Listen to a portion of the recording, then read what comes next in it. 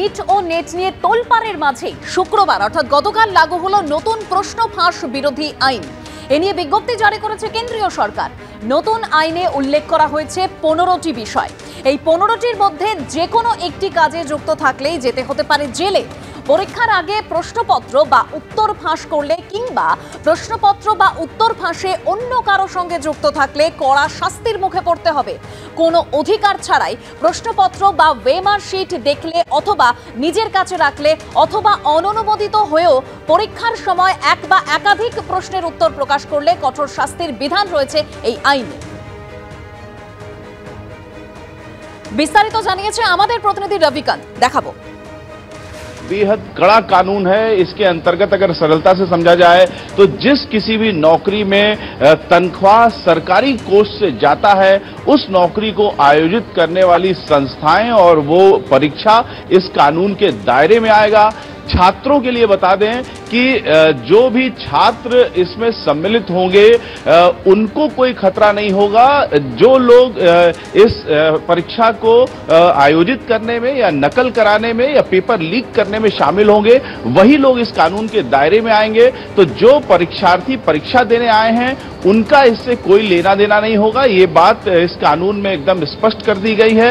लेकिन ये कानून इतना सख्त है कि 3 साल से लेकर के 5 साल तक की सजा इंडिविजुअली होगी और जो लोग संगठनात्मक रूप से किसी कॉन्स्पिरेसी के तहत इसमें शामिल होंगे, पेपर लीक में या नकल में या किसी अन्य तरीके से सहायता में,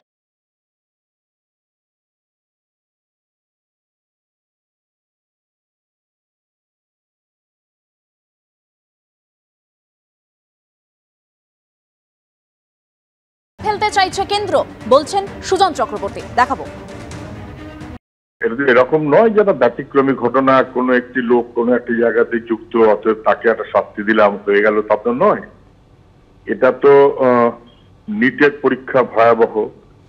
নেট, সিএসআইআর ইউজিসির নেট, সেটাকে স্থগিত করতে হয়েছে, নিশ্চয়ই তার কারণ আছে। এবং এই সমস্ত সংগঠন যা বিশেষ করে এনটিএ, তার মাথায় কে? ব্যাপক কেলেঙ্কারি এর আগে হয়েছে পশ্চিমবাংলাতে, শিক্ষক নিয়োগ দুর্নীতি ভয়াবহ। ফলে এটা কিন্তু জেনারেল হয়ে যাচ্ছে বিশেষ করে বিজেপি শাসিত ব্যবস্থাপনায়। এবং সেক্ষেত্রে জেনে বুঝে দুর্নীতিগ্রস্ত যে অপরাধী, যে তাকে দায়িত্ব দিয়ে অপরাধ করবার ব্যবস্থা যারা করছেন, আইনটা কি তাদের বিরুদ্ধে লাগু হবে? শিক্ষা মন্ত্রকের বিরুদ্ধে, শিক্ষামন্ত্রীর বিরুদ্ধে?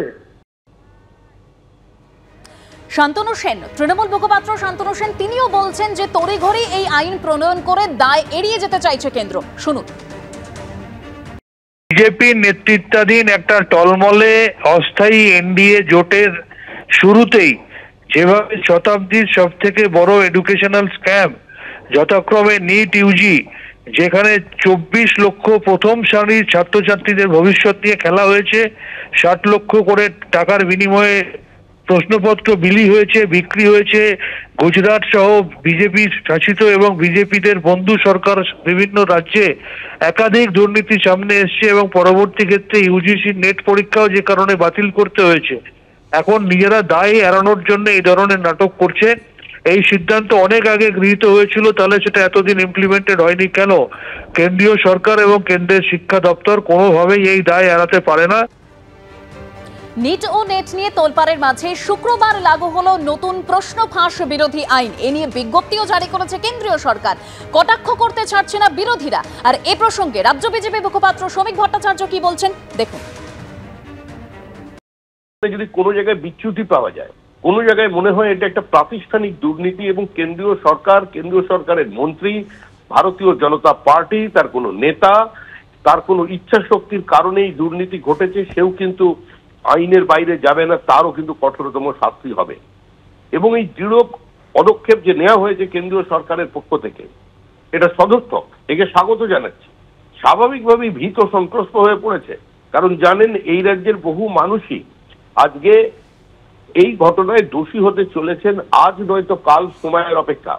সুজন চক্রবর্তী আজকে যা প্রতিক্রিয়া দিলেন সিপিআইএম দলের পক্ষ থেকে, বিরোধী দল বিরোধিতা করবেই, সিপিএম বিজেপির বিরোধিতা করবে, এনডিএ সরকারের বিরোধিতা করবে, শিক্ষা মন্ত্রক নরেন্দ্র মোদীর বিরোধিতা করবে, এটা তো হবেই।